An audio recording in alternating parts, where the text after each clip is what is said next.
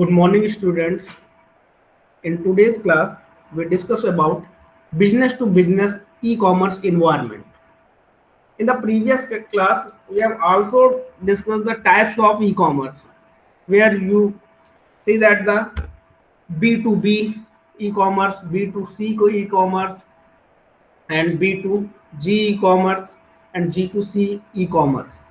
जहाँ पे आप लोगों ने business to business e commerce को देखा, business to consumer e commerce को देखा और consumer to consumer e commerce और गवर्नमेंट टू कंज्यूमर या सिटीजन ई कॉमर्स को आपने देखा. In today's class we discuss how B2B e commerce work, जहाँ पे business to business e commerce done किया जाता हो, यहाँ पे हम कंज्यूमर को डायरेक्टली इन्वॉल्व ना करते हो, only involve business to business. इसका एक एग्जांपल मैंने आप लोगों को फर्स्ट क्लास पे भी इसकी टाइप्स ऑफ ई कॉमर्स में बताया था, जिसमें कस्टमर आपकी वेबसाइट से डायरेक्ट लिंकअप नहीं होगा. कस्टमर कुछ भी वांट करेगा तो वो होलसेलर या रिटेलर के पास जाएगा, रिटेलर एंड होलसेलर उस ऑर्गेनाइजेशन से रिक्वेस्ट करेगा वाया वेबसाइट. तो in this types of e commerce parties means business holder one manufacturer means जो एक मैन्युफैक्चरर होगा जो प्रोडक्ट को मेकिंग कर रहा है, बना रहा है, और दूसरा होगा जो उसको परचेज कर रहा है और फिर वहां से वो कस्टमर को पहुंचाएगा. तो इन B2B e commerce number one is parties to the transaction. जो बिजनेस पार्टनर आपस में जो ट्रांजेक्शन करते हैं उनको बोलते हैं parties to the transaction. Number two, types of material trade. कौन से मटेरियल का वो ट्रेड करेंगे? These are two types of trading material. Number one, direct material, and number two is indirect material. तो डायरेक्ट मटेरियल वो material हो गए जो मैन्युफैक्चरिंग यूनिट में इन्वॉल्व है. सपोज आपको, जैसे मैंने बताया था, टेबल या चेयर मैन्युफैक्चरिंग एक कंपनी में हो रही है, एक ऑर्गेनाइजेशन में, तो वहां पे जो टेबल चेयर के रिक्वायरमेंट है, मटेरियल है, वो तो आपका नेसेसरी मटेरियल हो गया, मीन्स उसको आपको परचेज करना for long term, that is the direct material. अब उनके अलावा जैसे आपको इलेक्ट्रिसिटी की जरूरत है, आपका पूरा आर्किटेक्चर नेटवर्क बेस्ड है, तो आपको कंप्यूटर और नेटवर्क की जरूरत है, तो that are the indirect material. तो you can say that direct material are involve to manufacturing in the product. जो प्रोडक्ट जो आपकी कंपनी में बन रहा हुआ है, जो प्रोडक्ट आप डिजाइन कर रहे हैं, उसकी मैन्युफैक्चरिंग के लिए हम डायरेक्ट मटेरियल यूज करेंगे. और जहां पे भी जो प्रोडक्ट का आउटसाइड है, जो मेकिंग में हेल्प सपोर्ट बस प्रोवाइड कर रहा है, वो हमारा कहलाएगा indirect material. So you can say that there are two types of material, direct material and indirect material. Number third is types of transactions. Types of transactions means is spot buying and systematic sourcing. तो spot buying और systematic sourcing में क्या अंतर हुआ? Spot buying का मतलब हो गया refer to the purchase of goods as they are needed. Means अगर आज आपको जरूरत है कि इस टाइप के प्रोडक्ट को खरीदना है, हमको नीड पड़ रही है, तो आपकी ऑर्गेनाइजेशन से एक डिपार्टमेंट इस नीड को तैयार करेगा और उसको स्पॉट बाइंग करेगा. ठीक है, उसमें इनडायरेक्ट मटेरियल्स भी हो सकते हैं जिसको शॉर्ट टाइम के लिए आपको परचेज करना है. सिस्टमैटिक सोर्सिंग मींस क्या हो गया? This involve purchase based on a long term contract, जिसमें आपको लॉन्ग टर्म की जरूरत हो. एक सिस्टमैटिक बिहेवियर में उनका बिडिंग प्रोसेस है, टेंडरिंग प्रोसेस है या ऑप्शन प्रोसेस है, और उसके अकॉर्डिंग आप पार्टिसिपेंट्स को ऐड करें और एक सेलेक्टिव वन सेलेक्ट करें जो आपको बेस्ट रिजल्ट प्रोवाइड करे.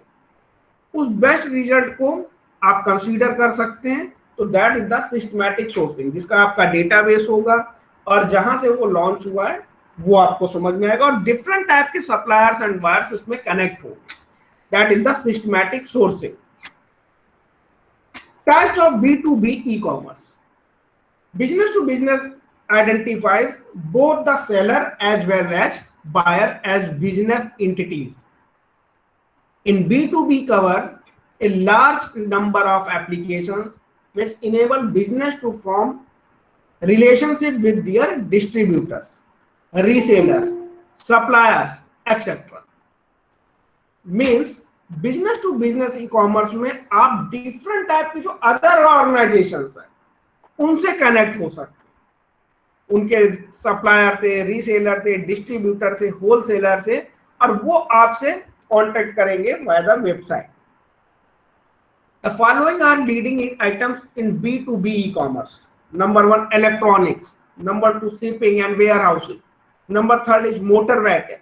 Number 4 is petrochemicals, paper, office products, food and agriculture. These are also, you can say, called indirect material. Means जैसे आप इलेक्ट्रॉनिक की क्या जरूरत पड़ती है, इलेक्ट्रॉनिक्स आपके पास होनी चाहिए. जैसे आप कंप्यूटर का यूज कर रहे हैं, ठीक है, आप नेटवर्किंग प्रोटोकॉल या आपके ऑर्गेनाइजेशन में नेटवर्क इनेबल्ड लैब है, तो वो इलेक्ट्रॉनिक प्रोडक्ट की जरूरत पड़ रही, तो अब आप उसके लिए परचेस ऑर्डर तैयार करेंगे और उसको परचेस करेंगे. ठीक है, तो अब वो दूसरी कंपनी होगी जो इलेक्ट्रॉनिक गुड्स आपको प्रोवाइड करेगी, सर्विसेज प्रोवाइड करेगी. शिपिंग एंड वेयर हाउसिंग, अब आपके कंपनी में तो ये प्रोडक्ट बन रहा है, मैन्युफैक्चर्ड हो रहा है, तो आप ही थोड़ी नहीं लेके जाएंगे, तो आपको एक रेंट पे या कहीं पे भी एक डिस्ट्रीब्यूटर आपको चाहिए और एक प्लेस चाहिए जहाँ पे उसका वेयर हाउसिंग हो, शिपिंग मैनेजमेंट हो.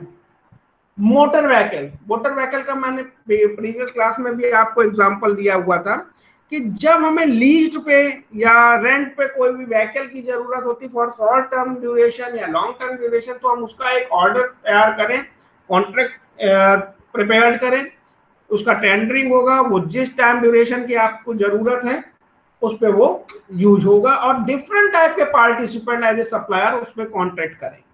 पेट्रोकेमिकल्स, तो क्या व्हीकल्स यूज कर रहे हैं तो उसके अकॉर्डिंग जो भी केमिकल्स या पेट्रोकेमिकल्स की जरूरत होगी. पेपर, अब एक्चुअली आपकी कंपनी है, ऑर्गेनाइजेशन है, तो आपको पेपर गिवर की जरूरत होगी, उसके लिए पेपर के लिए कोई सप्लायर होगा. Office product such as pen, pencils and जो डिफरेंट टाइप्स के ऑफिस प्रोडक्ट होते हैं उसके लिए एक सप्लायर को आप इंक्लूड कर सकते हैं. तो वो सप्लायर वो खुद एक अपने आप में बिजनेस होल्डर है, ठीक है, जो आपके बिजनेस से इंटरेक्ट करेंगे. फूड, एग्रीकल्चर, तो ये सभी चीजें आपकी कहलाएंगी B2B e-commerce as a indirect material, as a leading terms of B2B e-commerce, जहां पे बिजनेस टू बिजनेस देखिए कॉमर्स हो रहा है, यहाँ पे कस्टमर या कंज्यूमर इन्वॉल्व नहीं. इन दैट पोजीशन आपका कंज्यूमर कहीं पे भी नहीं आ रहा, ये खुद एक बिजनेस होल्डर है. और बिजनेस होल्डर जैसे जो कुछ भी इलेक्ट्रॉनिक्स प्रोडक्ट प्रोवाइड कर रहा है, कोई शिपिंग मैनेजमेंट प्रोवाइड कर रहा है, कोई फूड का सप्लाई कर रहा है, तो that is the B2B e-commerce where the business to business commerce involve. Features of B2B e-commerce. Number 1, electronic data interchange. You also very known as EDI, where the organizational document transfer one department to another department. EDI is an inter-organizational exchange of business document in a structured and machine processed format. जहां पे आप structured way में और machine process format से आप एक department से दूसरे डिपार्टमेंट में डॉक्यूमेंट सेंड कर और वहां पे उसको एग्जीक्यूशन मोड पे वो डॉक्यूमेंट पहुंचते हैं और उसके बाद उसको प्रोसेस किया जाता है. Number 2, internet. Internet represent the world wide web और the network of network connecting computers across the world. You already known what is the internet. Number 2 is third is intranet. Intranet represent a dedicated network of computer within a single organization. जब कहीं आपको single organisation में internet की जरूरत है, networking की जरूरत पड़ती है, तो you can use as a internet. Extranet represent a network where the outside business partner, suppliers और customer can have a limited access to a portion of enterprise internet network. Extranet में जब भी outsider आपको business partner की जरूरत पड़ रही है, सप्लायर की जरूरत पड़ रही है और global representation, you can extranet. back-end information system integration. In the back-end procedure, you can know about the database management system. हम जो भी वर्क करेंगे उसको एक डेटाबेस में सेव करते हैं, और हर एक सॉफ्टवेयर के लिए हमें फ्रंट एंड मींस लैंग्वेज और डेटाबेस की जरूरत पड़ती है. तो the back end information system are database management system used to manage the business data. After this, we include the architecture model of the B2B environment.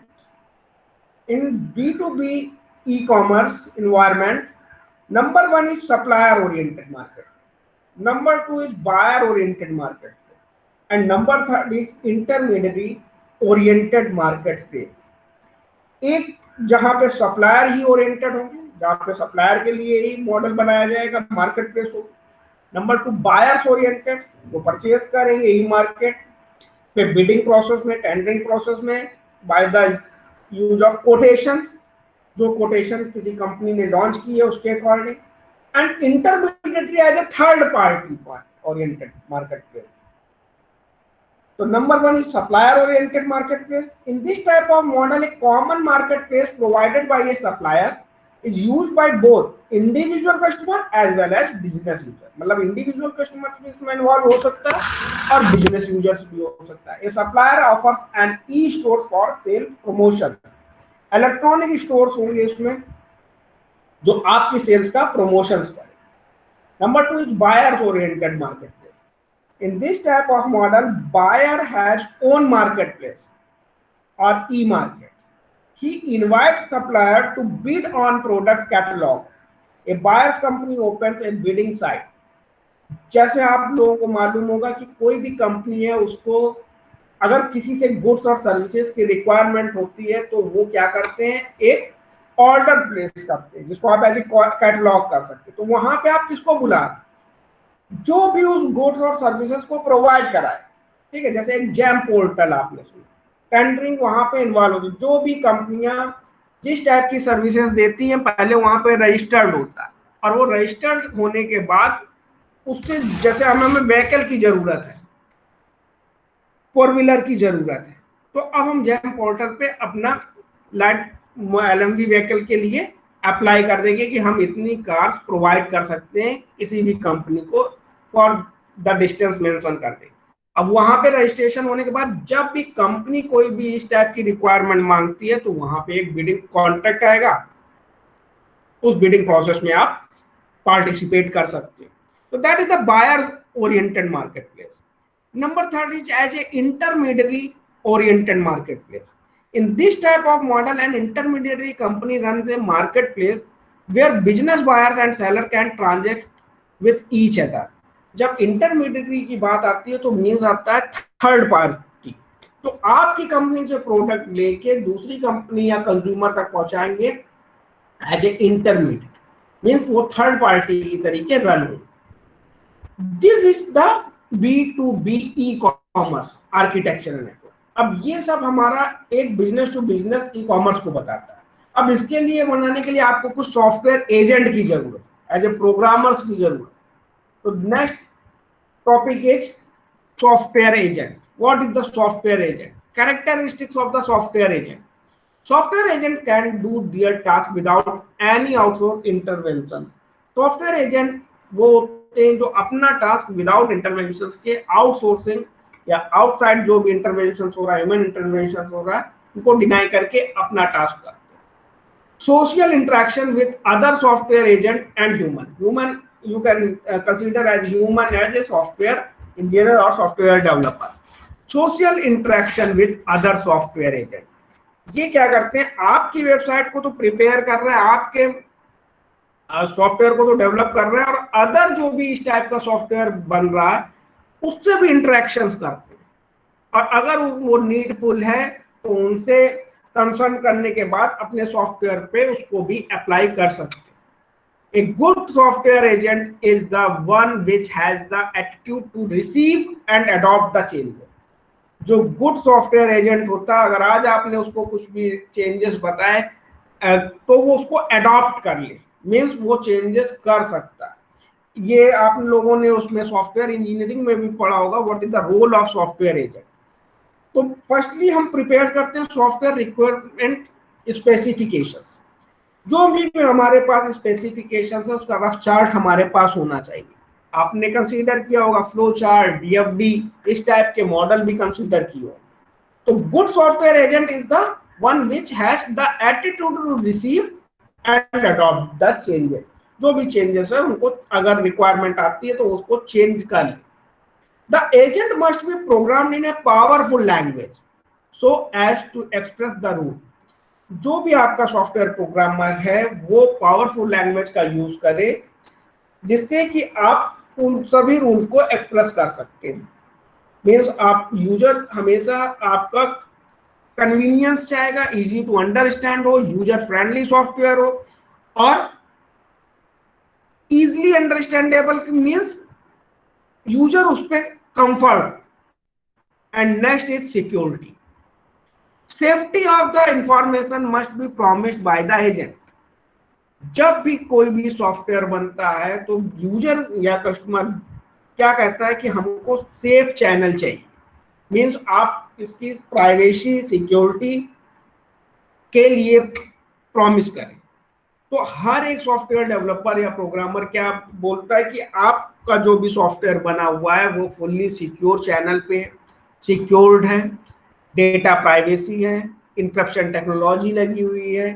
तो इस type के features आपके सॉफ्टवेयर में होने चाहिए। तो ये सॉफ्टवेयर एजेंट आपसे प्रॉमिस करे। Effective uses of the existing resources, और जो भी रिसोर्सेज हैं आपके पास उसका इफेक्टिव यूजेस कर ले। Agent must be good seller.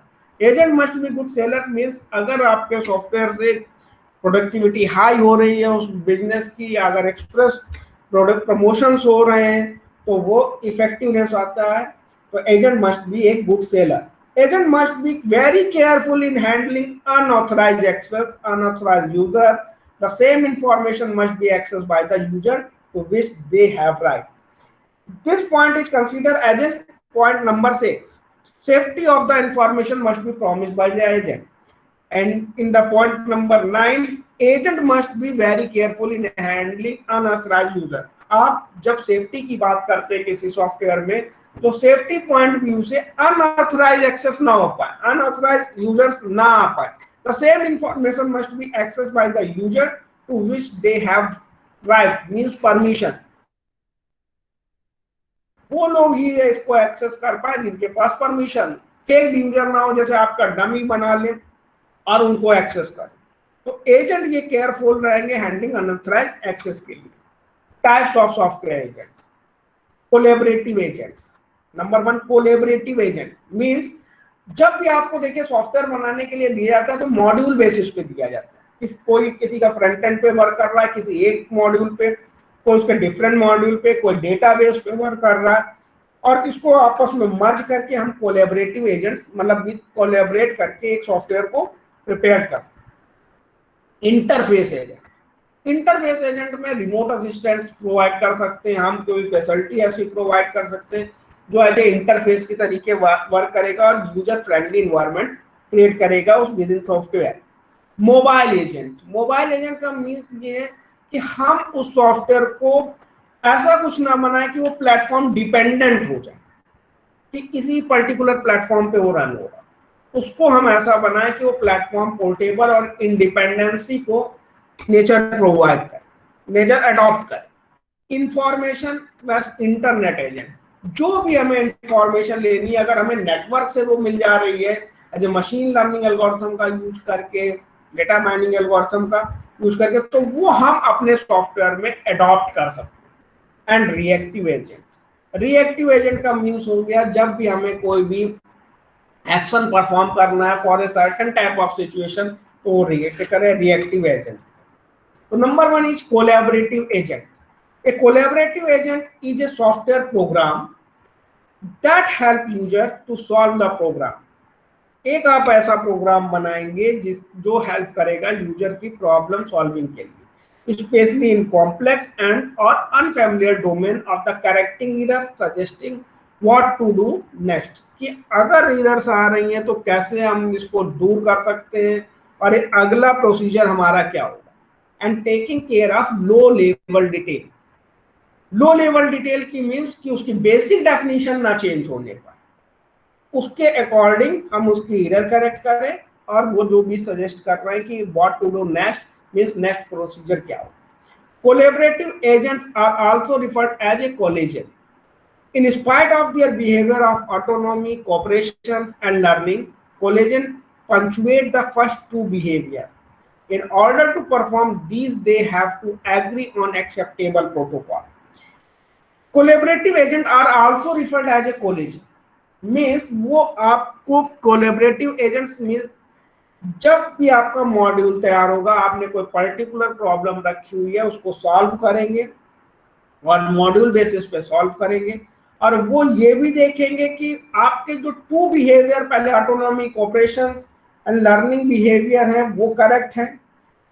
उसके बाद उनको सेट ऑफ रूल्स, जो भी रूल्स हैं हमारे, उसमें प्रोवाइड करके एक्सेप्टेबल है।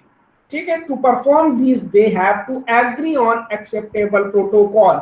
Acceptable protocols means accept the such of rules, वो पंचुएट करने के बाद उन रूल को अप्लाई करें। That is the collaborative agent. Means आपको एक सॉफ्टवेयर बनाना था, आपको स्पेसिफिक प्रॉब्लम दूर करने के लिए, कॉम्प्लेक्स या अनफैमिलियर डोमेन पे हो सकती है।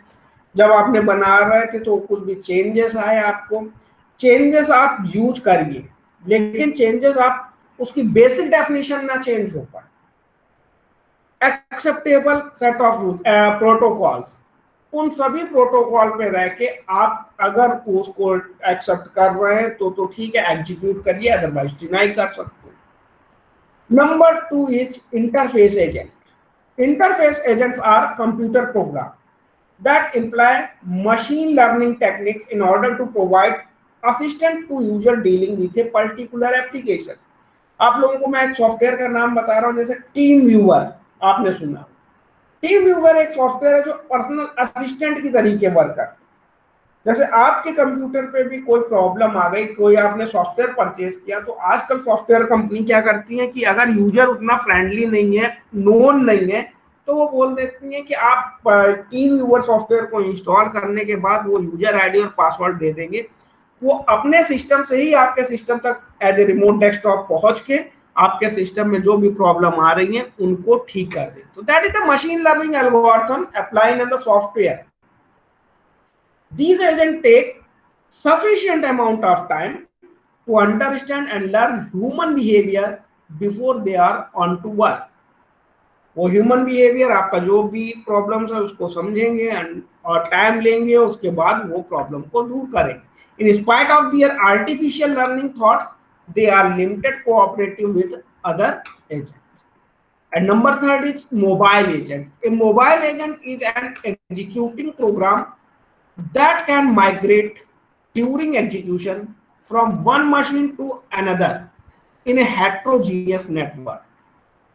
Means आपको जो भी आपका कोड बना हुआ है, सॉफ्टवेयर बनाया हुआ है, अब जैसे मैं बोल देता हूँ कि सी प्रोग्रामिंग पे आपने किया, टर्बो सी कंपाइलर पे यूज किया, तो अब देखिए वो इंडिपेंडेंट ना होकर डिपेंडेंट हो गया, उसके लिए टर्बो सी कंपाइलर की जरूरत पड़ रही है आपको। और फिर जब प्लेटफॉर्म पोर्टेबल, प्लेटफॉर्म इंडिपेंडेंसी वाली लैंग्वेज करेंगे या ओपन सोर्स कोई भी लैंग्वेज करेंगे, वहां पे क्या हो जाता है कि आप उसको प्रोग्राम को पोर्ट कर सकते हैं, एक जगह से दूसरी जगह उसको इंस्टॉल कर सकते हैं। Mobile agents are used to solve many problems of network computing with minimum bandwidth and connectivity. आप कभी भी कोई ऐसा प्लेटफॉर्म ना तैयार करिए जो लो बैंडविड्थ पे ना रन हो पाए। ठीक है, मींस हमारे देखिए हम क्यों ई कॉमर्स या वेबसाइट को प्रमोट कर, ताकि हम ज्यादातर यूजर तक पहुंच सके, रीचेबल हो सके। तो यूजर तक पहुंचने के लिए अगर आप सच ये पैरामीटर्स लगा देंगे, नहीं आपके पास ये लैंग्वेज होनी चाहिए, ये डेटाबेस होना चाहिए, इतनी बैंडविड्थ होनी चाहिए, तो वहां पे यूजर फ्रेंडली इन्वायरमेंट इतना ज्यादा कनेक्टिविटी नहीं हो पाएगी। तो हम इसको लो बैंडविड्थ पे भी वर्क कर सकता हूँ। जैसे आजकल जितनी भी आप वेबसाइट देखते होंगे वो आप सभी एक्सेस कर लेते हो, ऑन द मोबाइल आप एक्सेस कर सकते हो, लैपटॉप एक्सेस कर सकते हो, मींस लो बैंडविड्थ भी वो ओपन हो रही है, एग्जीक्यूट हो रही है। तो mobile agents are used to solve many problems of network computing with minimum bandwidth and connectivity. The theme behind these agents is give program the ability to move एक जगह से आप मूव करा सकते हैं, तभी आप मूव करा सकते हैं जब वो पोर्टेबिलिटी को यूज करेगा इंडिपेंडेंस से। The main advantage of mobile agents over stationary agents are this is not bound to the system where it's begin execution। ये एक तरीके से बाउंड नहीं होंगे कि जहां से ये स्टार्ट हुए वहीं पे लिमिटेड रहे। Can move from one system to another within the network. ये एक सिस्टम से दूसरे सिस्टम पे मूव कर सकते हैं विद इन द नेटवर्क। जैसे आप फाइल ट्रांसफर प्रोटोकॉल का यूज करते हैं, फाइल ट्रांसफर प्रोटोकॉल में आपका बस लैन नेटवर्क होना चाहिए, एक सिस्टम से दूसरे नेटवर्क पे आप दूसरे सिस्टम पे जा सकते हैं। Both the state and code is transported. दोनों स्टेट पे आपका जो कोड हो वो एक जगह से दूसरी जगह मूव हो जाए, ट्रांसपोर्ट हो जाए। And number 4 is information plus internet agent. This is an intelligent part of software which can automatically search for information on the website is termed as information agent। जब हम इंटरनेट का use करते हैं, आप ही लोग Google assistant का use करते होंगे, जब भी कोई भी प्रॉब्लम आती है तो आप नेटवर्क का यूज करके इंटरनेट से डेटा को सर्च करके अपनी प्रॉब्लम सॉल्व करते हैं। तो that is the intelligent part of software which can automatically search for information on the website is termed as information agent. Information system can be considered as knowledge based system. These agents are defined what they do unlike collaborative agent or interface agent and further, and which are defined by what they are. Internet agents या information agents वो agents होंगे जो आपको सही directions बताएंगे और वो ये भी बताएंगे कि आप कोलैबोरेटिव एजेंट का यूज ना करिए या इंटरफेस एजेंट का यूज ना करिए, और जो करना है जैसे आपको मोबाइल नेटवर्किंग या मोबाइल एजेंट्स का यूज करना है, आपको पोर्टेट करना है एक जगह से दूसरी जगह कोड, तो वो उसका रीजन बताए। तो this is the intelligent part of the software agent. तो this is the role of software agent, and many times questions are asked in what is the role of software agent, why we need software agent in e-commerce portal to design e-commerce portal. So these types of software agent: collaborative, interface agent, mobile agents, information and internet agents, and reactive agents.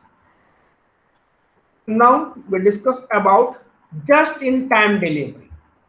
Just-in-time delivery or JIT delivery is a supply chain inventory management technique that is designed to increase efficiency while decreasing waste by receiving products or material only when they are needed, with drop shipping being the increasingly preferred method of order fulfillment for smaller e-commerce retailers. Just in time delivery is even more appealing. Just in time delivery से हम अपने wastage को रोक सकते हैं। जिस product की जितनी डिमांड है उतना ही अगर हम कंसीडर करेंगे तो हम इसको वेस्टेज होने से रोक सकते हैं और डिमांड सप्लाई पे एक कनेक्टिविटी प्रोवाइड कर सकते हैं। तो in the today's class we already discuss software agent and B2B environment. Okay, thank you to all of you for joining the class.